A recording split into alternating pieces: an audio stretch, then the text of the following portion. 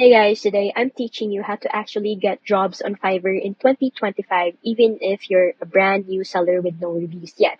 Choose a niche that's in demand. Some hot ones in 2025 include AI prompt writing, YouTube script writing, social media management, and thumbnail design. Browse Fiverr and see what top sellers are offering in your category and then take notes. Use a clear gig title like I will write viral YouTube scripts or I will edit TikTok videos fast. Add at least 3 gig images, one intro video if possible, and clear package pricing.